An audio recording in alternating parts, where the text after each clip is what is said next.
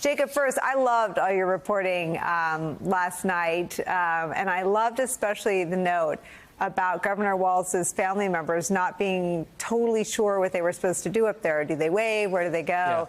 Yeah. It just, you know, and you're such a great reporter, but that bit of reporting encapsulates, I think, part of how they've captured the country's attention and a lot of the country's heart. They are sort of as fresh to this as any one of us would be.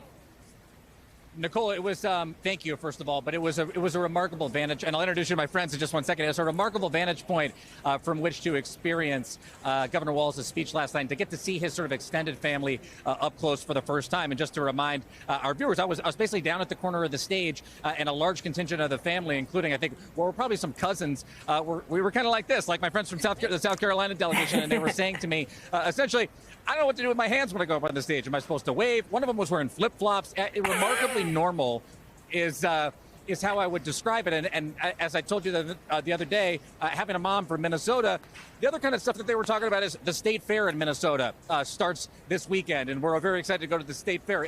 It's a group of people who, as you heard over and over again last night, could be your neighbors, could be your friends, could be your colleagues, could be your classmates. And tonight, we turn the page to Vice President Kamala Harris, who could potentially make history as the first woman of color to ever be the President of the United States. The vibe here is wild. Somebody just handed me a friendship bracelet that says, Madam President. I don't know if you can see it. And here in the South Carolina delegation, I was just chatting with these folks, all state legislators in the great state of South Carolina. Is that correct? That is correct. Your names, please. I'm State Representative John King, which represents the Rock Hill and York area of the state. And Anna E. McDaniel, I represent all of Fairfield County, a portion of Chester County, and a portion of Richland County. Dr. Ivory Tory Thigpen, State Rep, Richland County, and current chair of the South Carolina Legislative Black Caucus. When we were talking earlier, you said that you went to Morehouse. What is it like to have Vice President Kamala Harris, not only potentially the first woman of color to ever be the President of the United States, the first woman to ever be the President of the United States, but also an HBCU grad? Well, it's an exciting time for HBCUs across the country, especially with the next President of the United States being Kamala Harris, who's a graduate of Howard University. It is very important to show HBCU graduates that we can be the President of the United States. And so we're excited. It's an exciting moment for us. But not only that, we're all members of the Divine Nine. And it's also an exciting time for members of the Divine Nine. We were talking, Nicole and I were just talking about last night, what it was like to see the Walz family up there. I just wonder your reaction to seeing them last night. And then, you know, what are you hoping to see tonight? Well, I'm hoping to see our vice president come out and be just as fired up as her vice presidential nominee is for the upcoming year, because we know she's going to win. We need everybody to be fired up and turn out to vote. You said you guys have been dancing here all week, right? Yes, a lot of energy, the palpable tension and excitement. We're just ready to crown our next Madam President. Well, here, I mean, you said it, Madam President, is what the bracelet says. I'm probably not supposed to keep these things, so I'll give it to you. You guys can pass it on to whoever you want. It's been really nice to talk to you. Nice to meet you guys. Yeah, thank you very much. Nice to meet you guys. Nicole, it's just great vibes. Should we take a walk? Let's go take a look at what's going on. Nice to meet you guys. You know, Jacob, something I'm wondering. Yeah, go ahead, Nicole. Jacob, ask folks how they plan to take what has happened this week and sort of bottle it up and take it home when they're back in their communities and turn it into what Governor Walz asked them to turn into: activism, voting, turnout. What's your name? Mo.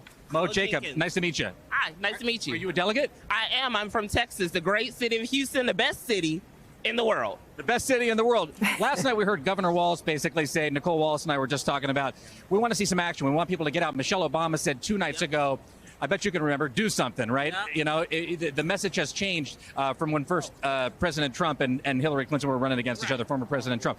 I wonder what that message means to you. What does do something mean to you? Well, I'm a precinct chair in Harris County, so that means to me, go out and knock doors, phone bank, help fundraise, get yard signs out there, get people to the polls. That's what it means to me. It also means just talking to people and explaining to them the Harris Walz message and making sure that we're all out there November 5th casting our ballots. I think Nicole put it really well. She said, if there's sort of essentially a spirit that you could bottle up and take away from here, what would that be to you? Get off the couch and go do something. Get off the couch and go vote. Make your voices heard, because then you're going to complain if you don't get the change that you want to see. That's not something that you got to think twice about. No, not at all. Not at all. Nice to meet you. Give our regards to Houston, Texas. I will. Okay. See you later. Nicole, one other thing I wanted to say, and I was thinking about it actually earlier today, as I was on my way in here, it's one of the things that Chris Hayes said last night. Hello to you as well. He was talking about Project 2025, and when Kenan Thompson was on the stage last night. I mean, there's this message of go out and do something, but there's also this message of what lies beneath all of this. And terms and conditions is the sort of analogy that Kenan used when he went through that sketch up there when he was talking to normal people across the country about what is really at stake. And while there's an enthusiasm, there's an excitement here, everybody wants to come by and talk and say hello. I think that there's a lot of acknowledgement also about what the Trump campaign and the people associated with it, despite the repeated denials, are ultimately sort of gunning for here, whether it's in immigration or education or reproductive rights, you name it. And I think that is also driving, a lot of people on the floor. And I continue to hear that amidst all of the excitement of everybody here. What, Jacob, is sort of what do people take as their sort of special sauce? What is the thing that they think they're going to take home? What is the value of having been in the room, I wonder, and then going home? I mean, do they feel like they got the playbook from the Obamas and from all these great governors? Do they feel like they understand the path to victory? Do they feel like they just witnessed with their own eyes this beautiful handoff from President Biden to his very loyal and faithful number two? Like, what do you sense people feel? Because it's got a different feeling. It certainly has a different feeling from the Republican convention, which was well executed but didn't seem to surprise. What do people sort of feel like they're getting by being in the room? Because people seem to be there from gavel to close. I know you were there with the Minnesota delegation. It seemed like they didn't ever want to leave. I was ready to pack it up and go home, and it was a party in the Minnesota delegation last night. I'll take it back one step further. So you said Biden to Harris, but I would say sort of Obama to Biden to Harris. Yes. And it's impossible to not think about being here, not just in the United Center, the home of Chicago Bulls, but being in Chicago, the home of Barack and Michelle Obama. Where is the Illinois delegation? We should go there it is. It's over there. Okay, let's see if we can get there. But, hi, how are you? Oh my gosh, I'm fantastic. How are you doing? I am really nice to see you. I am starstruck. Stop it. Okay. Oh, Are you having a good time? her. Are you going to bottle it? Are you going to bottle this up? Nicole and I keep talking about, are you going to bottle this up, this energy that's here, take it home and go do something? And if so, what is it you're going to go do? So I am a delegate from Indiana. Wow. Yeah, so we are. So Mayor Pete, huh? Come on. How do you do? Come on, Mayor Pete. But no, amazing. But 100%, we have to do something. And as I was saying, since we have a supermajority, we need Democrats so we can actually have actual bills that they're going to be talking about tonight actually pass through in Indiana. You see, they're thinking about, can you name one bill, one sort of issue that you think is sort of a top of mind for you? Absolutely. I'm a breast cancer survivor. And so that is why I am wearing this pink cowboy hat. Everyone thinks I'm from Texas. No. But the reason is that, for Hoosiers, over 5,400 Hoosiers are diagnosed with breast cancer every year, and over 900 of us die. And so we worked on, I formed Hoosier Breast Cancer Advocates to pass bipartisan legislation. And so now we need more money to go to breast cancer research. So for Kamala, I think her mom was a breast cancer researcher. Yeah. And it's a special time for you, huh? It's so nice to talk to you. Thank you very much. Where can I get that hat? Where can I get that hat? Nicole Wallace wants to know where she get a hat like that.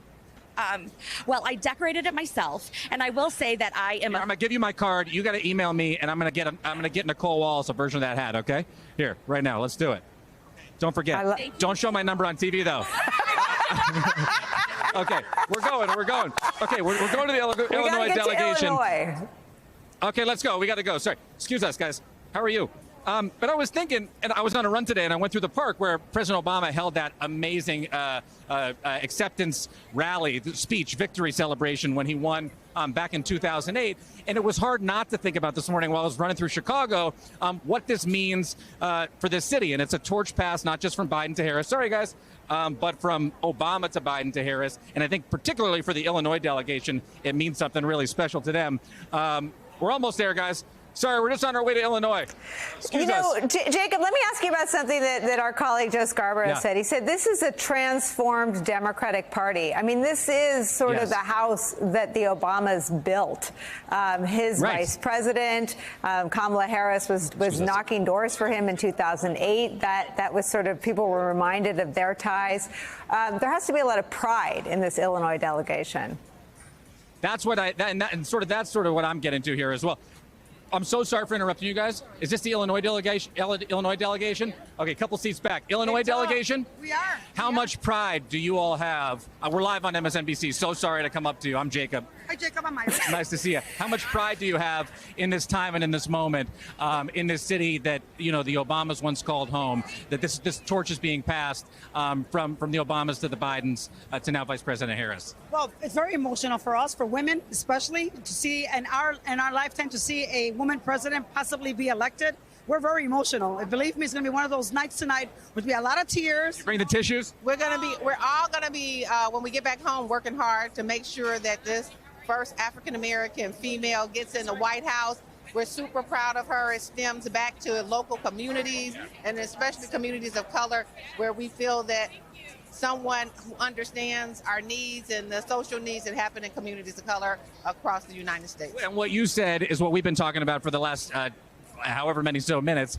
You said working hard. I didn't even have to ask. Do something was the message Michelle Obama had. Governor Walz said get out there and work.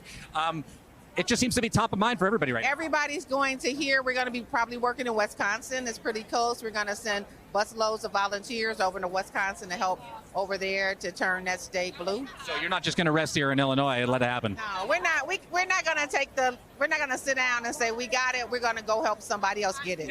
My plan is to go out and try to all the different states that have Hispanic population, so we can actually really get our Latinos to come Another out to critical constituency. All right, it's nice to meet you both. Thank you very much.